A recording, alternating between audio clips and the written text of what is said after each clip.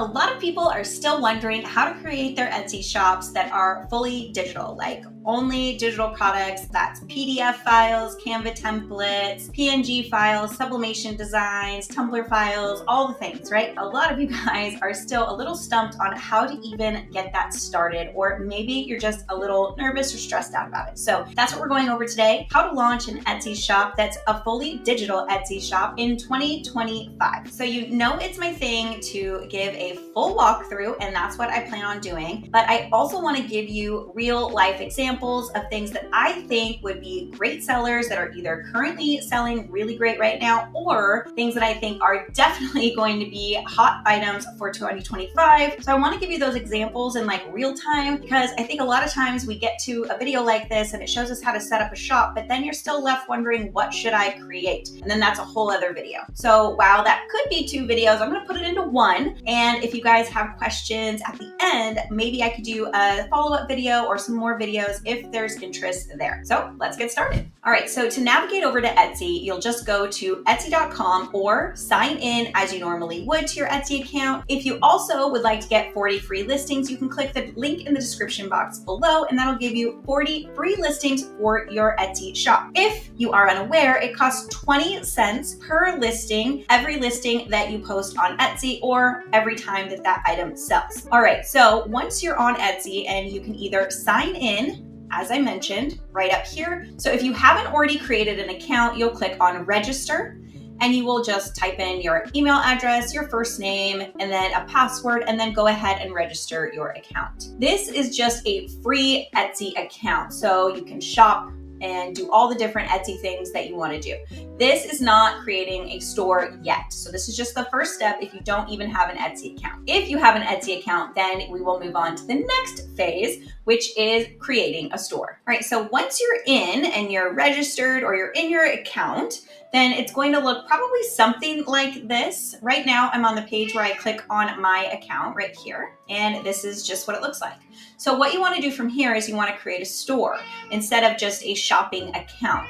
Yes, Theo, I hear you. So what we want to do now is we want to click the drop down that's by your name, and you want to scroll down until you see where it says sell on Etsy, and that's the one that we want to click on. So from here, all you need to do is click on get started, and then you're going to walk through all of the prompts. So look at this. So this is interesting. I opened a new print on demand shop a while back, and it was $15 for me to open that shop, and look at this. So now we are opening your shop and a pay of a one-time fee of $29. So I'm not sure if the range now is between free and $29. I have heard that some people are able to open a shop for free still. I don't know if that's true or not, so you'll have to let me know. But this one is showing that it's $29 to set up. So this is a one-time fee. And I think the reason they did this was to kind of make it less likely that scammers will start to use the website or something like that. I don't know how true that is, but who knows? This is Theo, as you know. And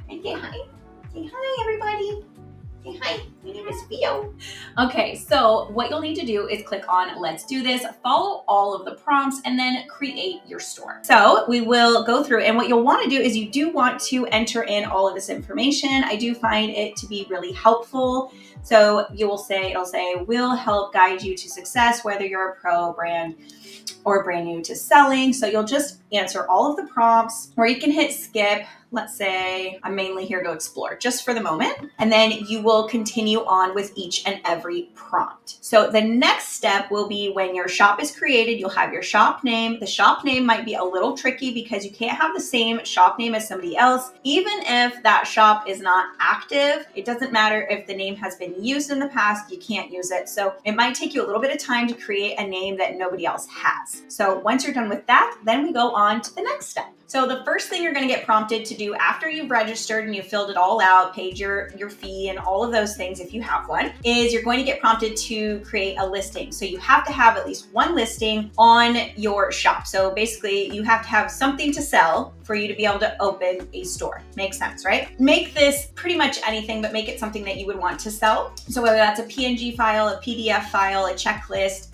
pretty much anything, you're going to want to use that as your first listing. So Though you will get I'd say a push in the beginning. All new shops get a little bit of a push in the very beginning. It's still pretty unlikely that this one listing is going to get seen right away, because you're starting this shop. You're going to have multiple listings to put in there. You don't want to start a store until you have some products to put up. I would say at least 5. The more, the better, of course, but at least have 5 things to put into your store. But since it's a digital file, you should have, in my opinion, at least 20 to go up here. And I only say 20 because that's what fills up the first page. If you're selling digital products, you should be able to have 20 digital products to put up there. If your digital products are really big, like a digital planner, you might be okay to just have 5 listings or something like that to start off with. But my point is that you're going to need to create that first listing to be able to solidify the opening of your shop. So that's what we're going to do here. So right where it says what kind of item is it, we're going to answer each question. So category, you're going to put in whatever it is. So for, let's say you're doing PNG files for, let's say, tumbler wraps or sublimation designs in other ways, t-shirt designs, clip arts, things like that. So you're going to want to put something down. So I would say clip art.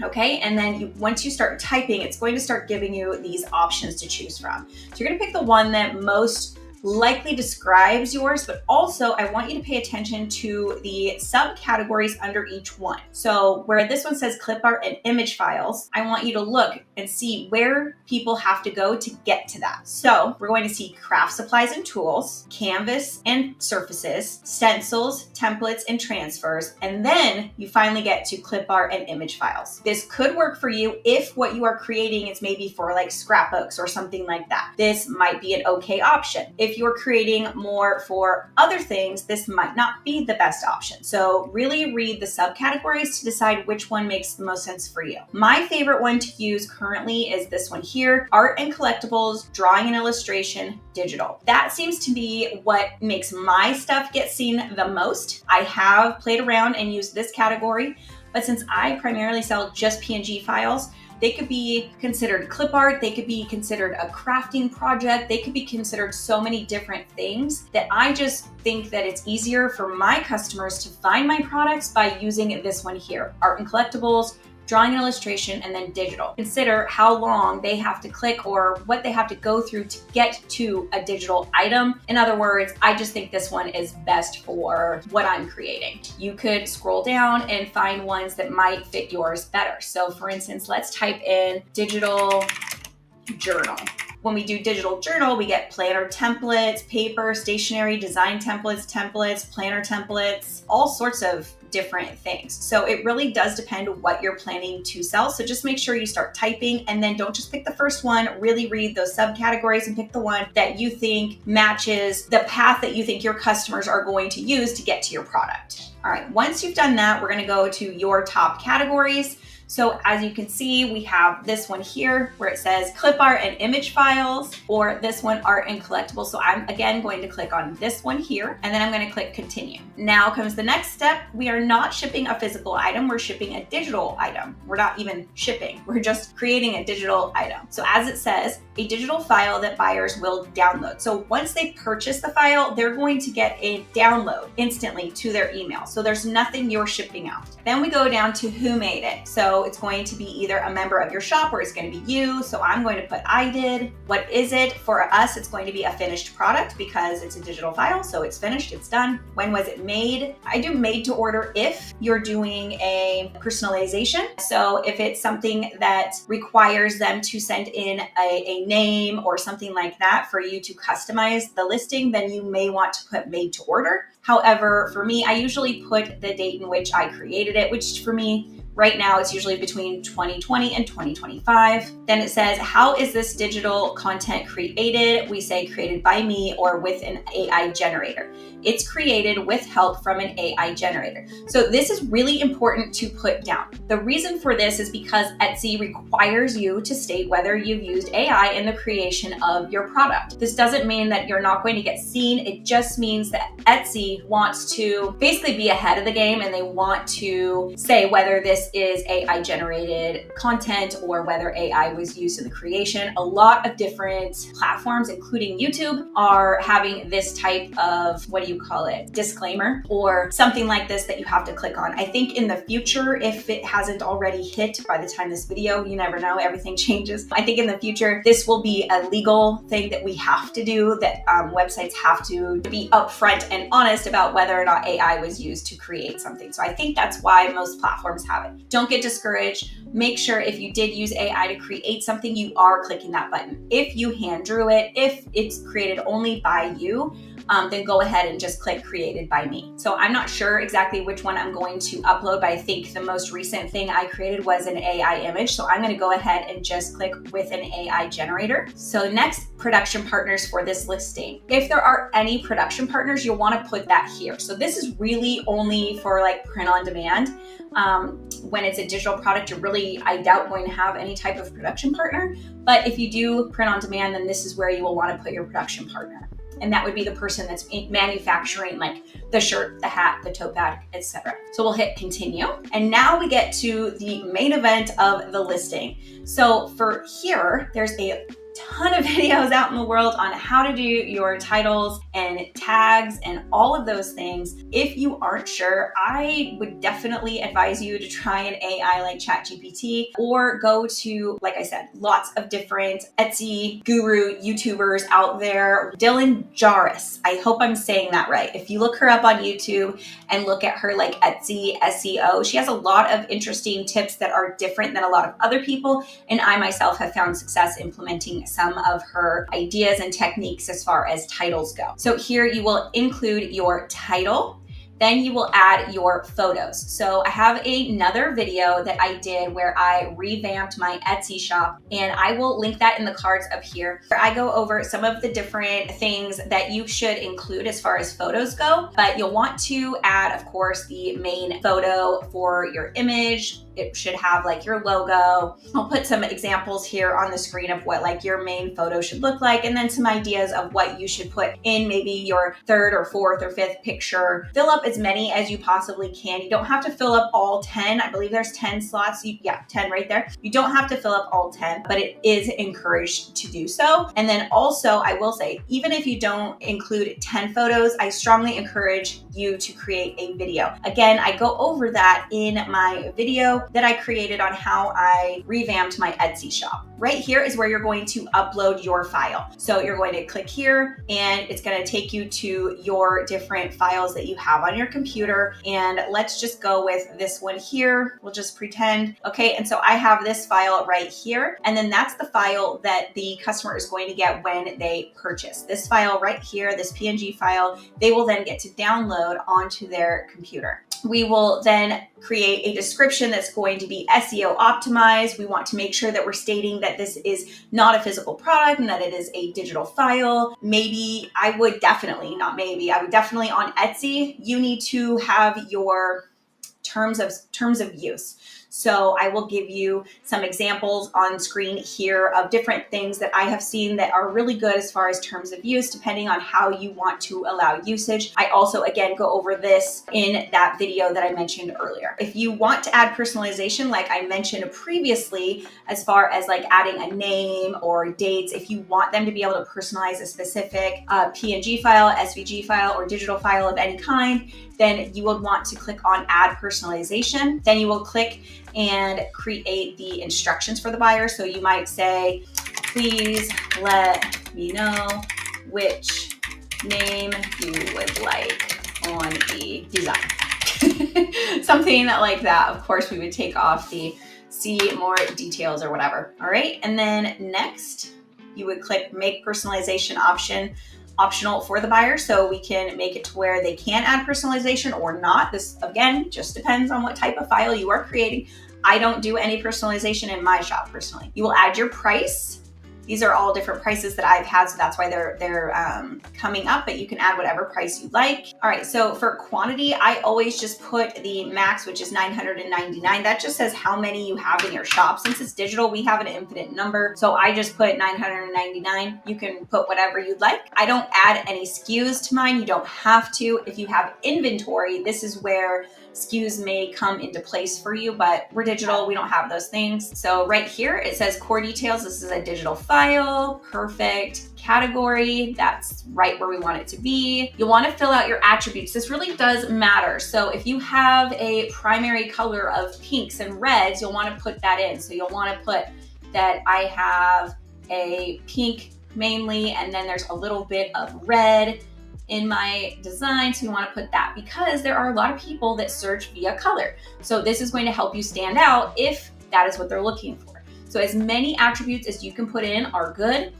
If you have a tumbler wrap that is a 9.3 by 8.2, put that in. That can be helpful. When it comes to tags, tags are a special beast in their own right. So, you know, a lot of tags and titles and things like that are all going to be a trial and error situation. However, I will definitely say having a Chrome extension like Everbee is going to be your best bet. I feel like if you don't have a Chrome extension like Everbee, you're kind of flying blind. If you have Everbee, you're able to see so much information. I will give you an example on screen here for you guys to kind of look at and just see how amazing it is to see these types of insights and all of that on other people's shops, other people's listings, but then also on your own. Really helps you get good information and good tags rather than just guessing and just pulling out the basic gift for her, gift for him, Mother's Day, PNG file, sublimation file. These tags aren't going to do a whole lot for you, and having a website or a Chrome extension like Everbee gonna help you kind of bust through that barrier that a lot of newbies have to work through, that obstacle. All right, this section right here, the GPSR manufacturer and safety information does not apply to us. We are selling digitally,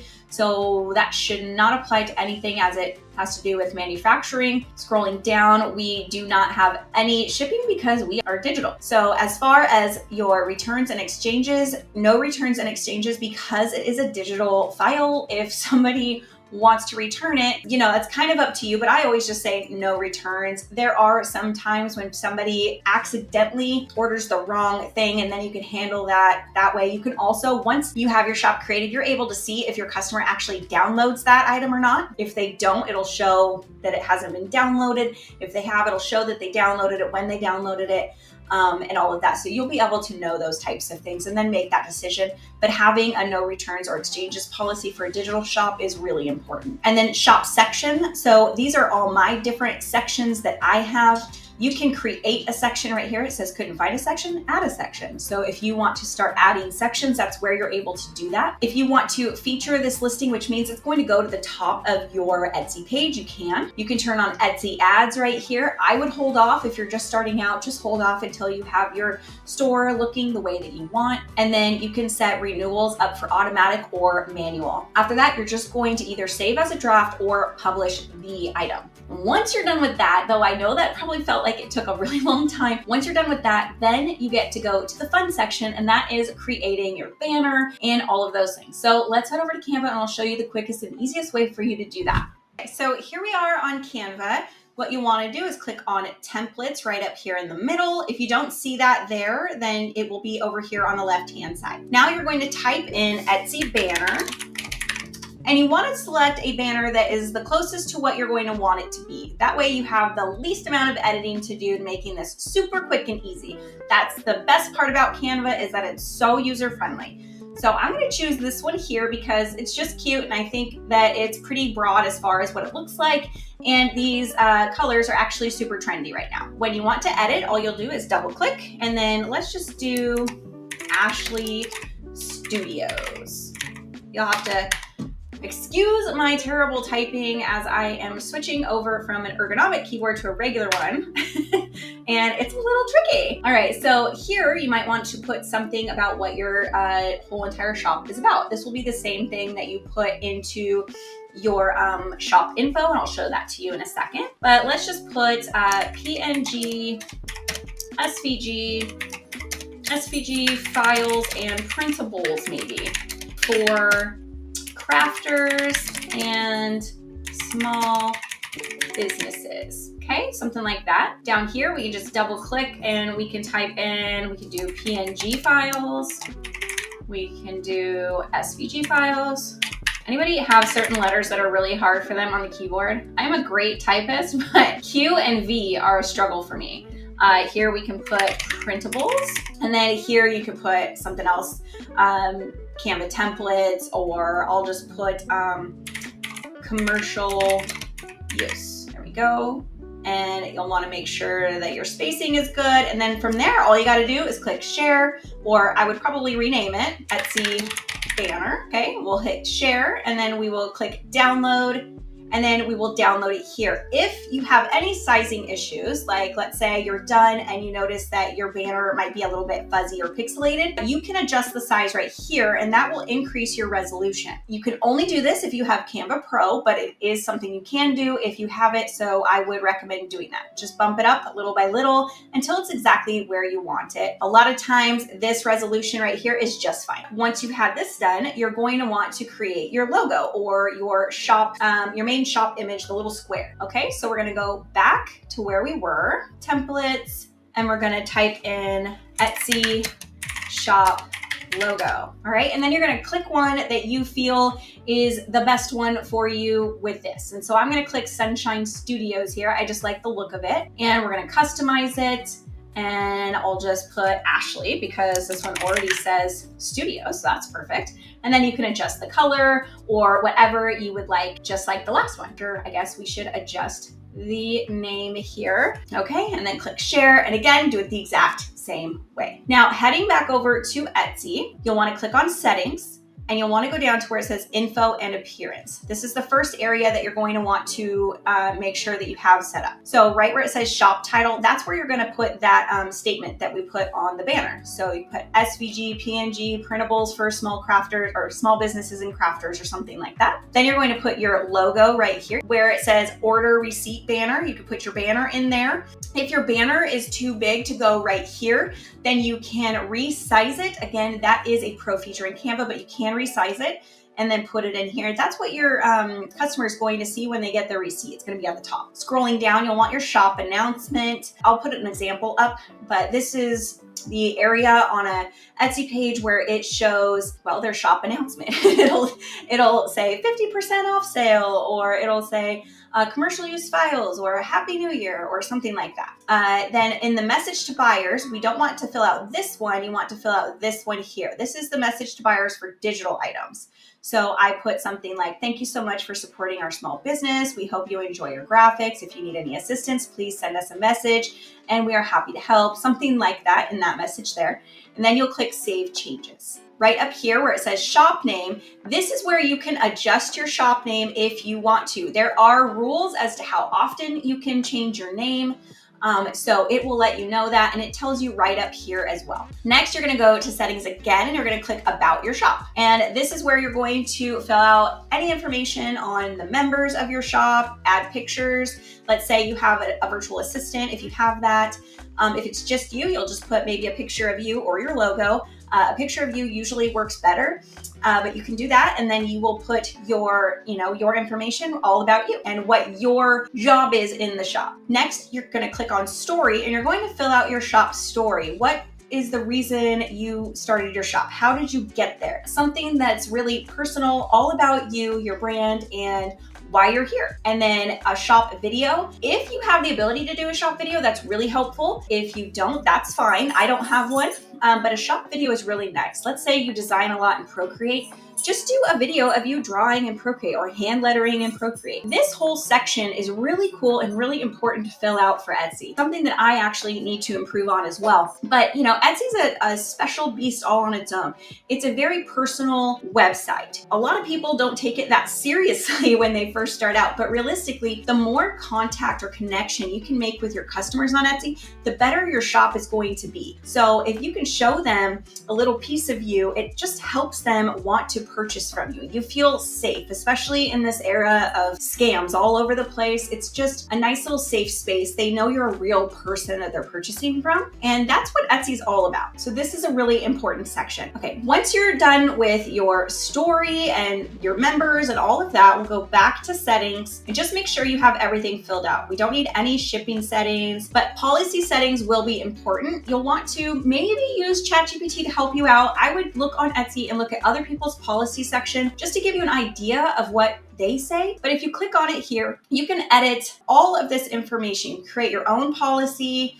You can go to cancellations. You can create something that has to do with that. This one here, I just have my shop doesn't accept order cancellations. You can do whatever you want. Okay, this is your section to basically say what you want and what the rules are for your store. All right, well, that's it. I know that was a little intense, right? There's a lot of little steps, but realistically, it's really easy. Give yourself a day, maybe 2 days, to really think about what you want to put in each of those sections. I think seeing it like this before you do it is really helpful because it gives you an idea of what you might want to put in your own shop and fill out in those sections. You could absolutely, of course, replay this and follow along exactly, and that is also helpful. I think personally, it's better to see it and then get an idea of what types of things you're going to need, because it can feel really overwhelming when you first start and you're like, I don't know what to put here. I don't know what to do. And you know, a lot of people end up just copy and pasting from another person's shop, but you don't want to do that. You really want to make this your own. This is exciting.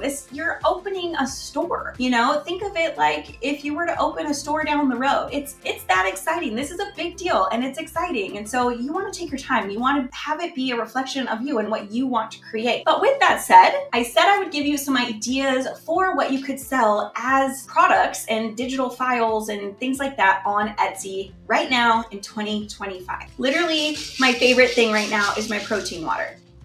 It's a coconut refreshing flavor and it's amazing. Okay, so if you enjoy branding, if you enjoy creating logos, banners, basically the things we did in Canva, if you enjoy doing that, branding kits sell amazingly. And not a lot of people know how to do it. And even if you think, oh, no one's gonna do that, you can just do that on Canva now. Well, people don't. They don't either have the time, they get stuck in Canva and they get analysis paralysis. They can't end up executing it. So they oftentimes go to Etsy and they make the purchase of a whole brand kit that somebody has created for them. So think of brand kits as something that you could offer as digital files. They could include banners, logos, Facebook story templates, or YouTube short templates, all the different things. Very, very cool different features that you can add to your shop. Another one would be stickers. So printable stickers and digital stickers are huge. I know, it's so weird because a lot of times I'll be talking to my mom or somebody else and they'll be like,